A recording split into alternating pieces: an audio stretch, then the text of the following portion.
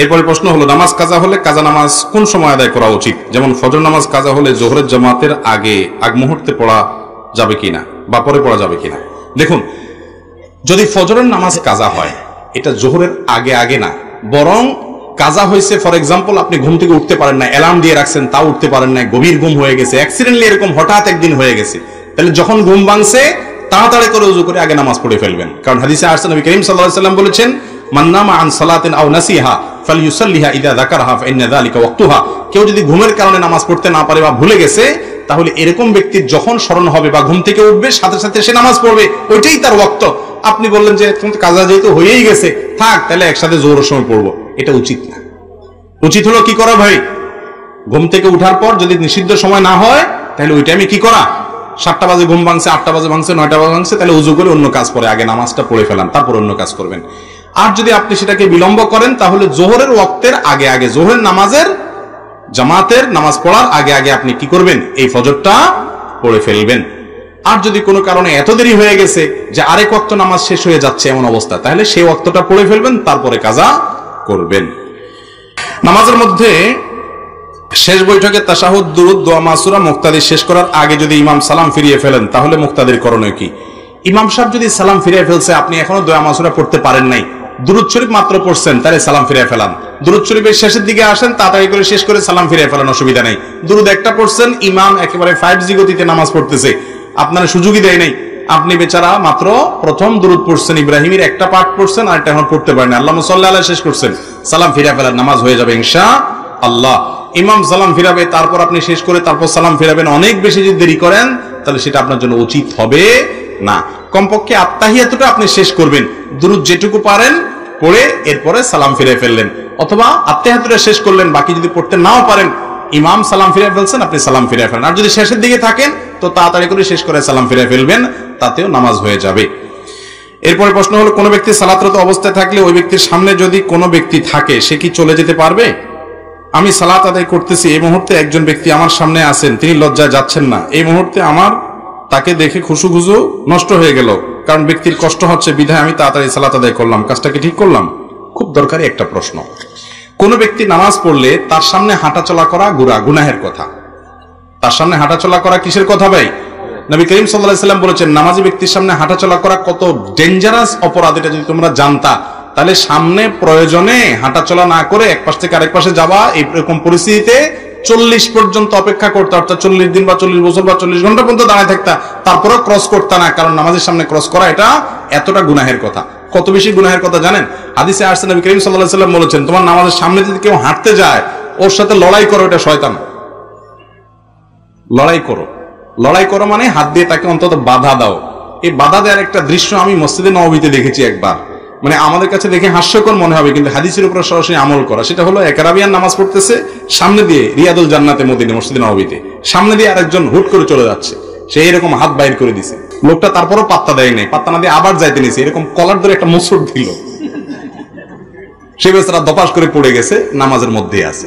মানে তোমাকে আমি নিষেধ করলাম, হাত দিয়ে ইশারা দিলাম, আমি নামাজ পড়তেছি, একটু সামনে দিয়ে যাও, একটু পিছন দিয়ে যাও, না তুমি আমার সামনে দিয়েই যাওয়ার তেড়ামি করবা, কলার ধরে মুসুর দিছে। আমি তখন চিন্তা করলাম যে হাদিসের উপর আমল করছে বেচারা। তো আমাদের দেশে এরকম যদি করে, বলবে কি নামাজ পড়তেছে না মারামারি করতেছে।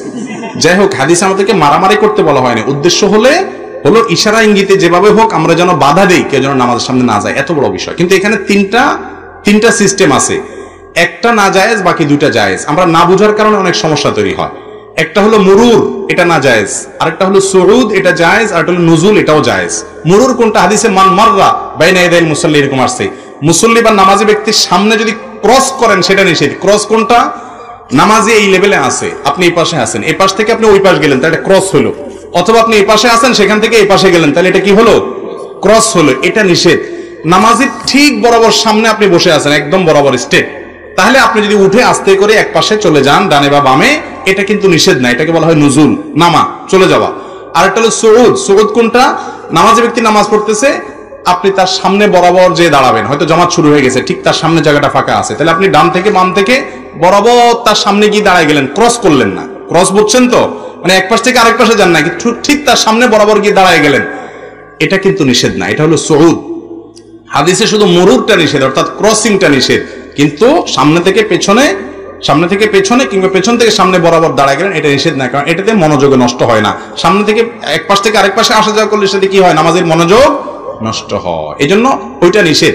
অনেকে আছে পিছনে নামাজ পড়তে শেষে বসে কই মাছের মাথা চাবায়, কই মাছের মাথা চাবানো বুঝছেন, মানে খুব বিরক্তির প্রকাশ করতে থাকে। তো ঠিকই তো, পিছনে বেচারার নামাজ তো তখন নষ্ট হয়ে যায়। আরে তুমি এত কই মাছের মাথা চাপাইতেছো কেন ভাই, তুমি উঠে গেলেই তো হয়, তোমার তো উঠার সুযোগ আছে। এটা না বোঝার কারণে অসুবিধা হয়। আর উঠার সময় যদি আপনি একটা সূত্রা দিয়ে উঠে যান তাহলে তার কোনো কথাই নাই, সেটা তো আপনি অবশ্যই করতে পারেন। সূত্রা দেওয়ার পরে নামাজের সামনে কোনো একটা লাঠি থাকলো, এরপরে আপনি লাঠির ওই পাশ দিয়া আউটসাইড দিয়ে হাঁটাচলা করলো, অসুবিধা নাই। তারপরে একান্ত প্রয়োজন ছাড়া হাঁটাচলা করবেন না। আর যিনি নামাজে দাঁড়িয়েছেন তার উচিত হলো, কর্তব্য হলো, তার সামনে মানুষের হাঁটাচলা ব্যাঘাত হতে পারে, তিনি লম্বা নামাজের নিয়ত করেন, এরকম যদি থাকে তাহলে অবশ্যই তিনি নিজে সূত্রা রেখে তারপর নামাজ পড়বেন। হাদিসে নির্দেশ আসছে কেউ যদি নামাজ পড়ে সে কোনো কিছুকে সামনে রেখে নামাজ পড়বে, যাতে করে মানুষের চলাচলে অসুবিধা না হয়। এটা তারও কর্তব্যের অংশ। আর যারা চলাচল করবেন তারাও এই বিষয়টাতে অ্যালার্ট করবেন। অনেকে আছে এটা খেয়াল করে না, মসজিদের মাঝখানে বিসমিল্লাহ আল্লাহু আকবার দাঁড়ায় গেছে, মানুষ কেমনে চলাচল করবে না করবে কোনো হুদিস নাই, এটা দায়িত্ব জ্ঞানহীনতার কাজ। তারও কর্তব্য সেভাবে দাঁড়ানো। যদি কোনো ইমাম তাকবীরে তাহরিমার পর সানা না পড়ে কেরাত শুরু করে, ওই ইমামের পিছনে নামাজ পড়া কতটা যুক্তিসঙ্গত? ইমাম সানা না পড়ে দিয়ে কেরাত শুরু করে, মানে আল্লাহু আকবার বলেই শুরু করে দিয়েছে আলহামদুলিল্লাহ বলে আলামিন, আপনি বুঝতে পারছেন যে ইমাম সাহেব সানা পড়েন নাই, তাতে নামাজ হয়ে যাবে। কিন্তু নিয়মিত যদি এরকম করেন তাহলে এটা ইমাম সাহেবের কোনো ভালো গুণ না। ওই ইমাম সাহেবকে নসিহত করা উচিত যে হুজুর, নামাজের মধ্যে প্রতিটা সুন্নত আদায় করলে নামাজটা পারফেক্ট হয়, পূর্ণতা পায়, আপনি কেন অপূর্ণাঙ্গ রাখবেন, তাকে বুঝাবেন। তারপরে যদি তিনি না করেন আপনার নামাজ হয়ে যাবে, কোনো অসুবিধা নেই, ওনারও নামাজ হয়ে যাবে। কারণ সানা পড়াটা ফরজ না ওয়াজিব? নামাজের মধ্যে শুরুতে সানা পড়াটা ফরজ না ওয়াজিব? সুবহানাকাল্লাহুম্মা পড়া কি ফরজ? ফরজও না ওয়াজিবও না। যার কারণে এটা যদি ছুটে যায় তাতে নামাজ হবে না, ব্যাপারটা সেরকম না। কিন্তু সুন্নত ছাড়া নামাজ হলো, ইচ্ছাকৃত এরকম যদি প্রায় সময় করেন তাহলে এটা ত্রুটিপূর্ণ নামাজ হলো। লবণ ছাড়া তরকারির মতো, তরকারি হয়ে গেল কিন্তু লবণ ছাড়া থাকলো, এটা তো ভালো জিনিস না। সেই জন্য ইমাম সাহেবকে নসিহত করতে হবে। আর কর্তৃপক্ষ যদি দেখে যে না ইমাম সাহেব সবসময় এরকম করেন তাহলে তাকে বাদ দিতে হবে। হ্যাঁ, এরপরে প্রশ্ন হলো মাজারে কি কোনো ইবাদত আছে? ভাই মাজারে কোনো ইবাদত আছে? মাজারে ইবাদত আছে, একটা আমল আছে। সেটা কি? মাজার মানে জিয়ারতের জায়গা, মানে কবর। যে কোনো কবরকে কি বলা হয়? মাজার, মানে জিয়ারত করার জায়গা। কবরস্থানে গেলে একটা আমল আছে, এটা হলো কবর জিয়ারত। সে আমলটা কি ভাই?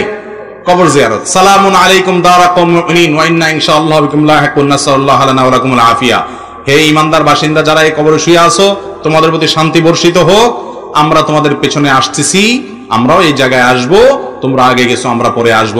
আল্লাহর কাছে তোমাদের সুখ শান্তি প্রশান্তি আখিরাতের জীবনে এটা দোয়া করি, কামনা করি। বাস এই দোয়া পেশ করবেন, এটাই হলো কবরে যাওয়ার আমল।